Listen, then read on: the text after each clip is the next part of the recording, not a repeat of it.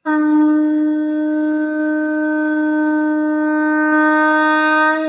नमः शिवाय। ओम नमः शिवाय। ओम नमः शिवाय। वीडियो को लाइक करें, शेयर करें। अगर चैनल पर नए हैं तो चैनल को सब्सक्राइब करना ना भूलें। एक बार प्रेम से बोलिए श्री सद्गुरु भगवान की जय। रत्नाकर बना रत्नाकर डाकू। रत्नाकर डाकू से बना अंगुली मार डाकू। और जब अंगुली मार डाकू को अपनों से किक मिला तो वो सुधर गया। जब जब अपनों से गहरी किक मिलती है तो इंसान सुधर ही जाता है। इसी तरह राम बोला को भी अपनों से जब किक मिला, भयंकर किक मिला, तो वो सुधर गया। आइए सुनते हैं, देखते हैं राम बोला को कैसे अपनों से किक मिला। राम बोला एक साधारण व्यक्ति था। उसकी शादी एक बहुत सुंदर ही कन्या से हुई जिसका नाम रत्नावली था। वो बहुत ही सुंदर थी। अत्यंत सुंदर होने के कारण राम बोला को अपनी पति रत्नावली से बहुत ही गहरा प्रेम था। बहुत ही ज़्यादा प्रेम होने के कारण वो कहीं भी अकेले नहीं रह सकता था और थोड़ी देरों तक रहने पे वो बेचैन हो जाता था। एक दिन की बात है, वो घर पे नहीं था।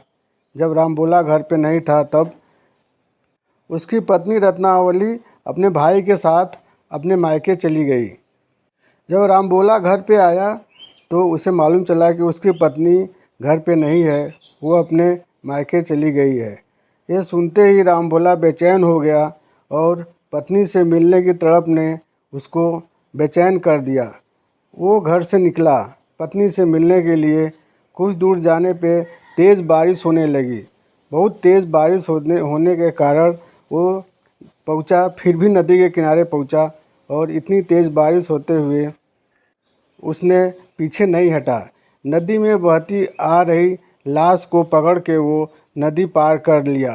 नदी पार करने के बाद जो आगे बढ़ा, जब वो अपनी पत्नी के मायके पहुंचा तो काफ़ी देर हो चुकी थी। घर का मेन दरवाज़ा बंद हो चुका था। उसने देखा खिड़की से एक रस्सी लटक रही थी।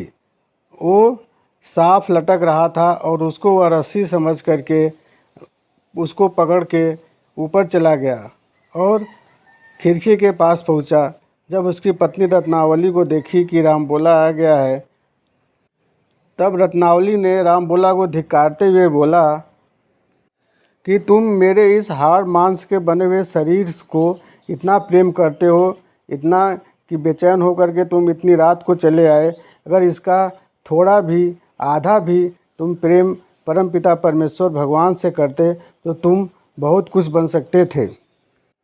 राम बोला को जब रत्नावली से किक मिला और रत्नावली चूँकि उसकी पत्नी थी और उसके किक को मिला जब उसको, तो बेचैन हो गया। वो फिर उसकी समझ में आया कि बात तो सही है लेकिन कड़ू बात है। जब उसकी समझ में आया कि बात सत्य है तो वापस चला आया और वही राम बोला आगे चलकर गोस्वामी तुलसीदास हुए, जो आज भी इतिहास के पन्नों में नाम दर्ज है। इस प्रकार भयंकर किक खाने के बाद राम बोला गोस्वामी तुलसीदास बना।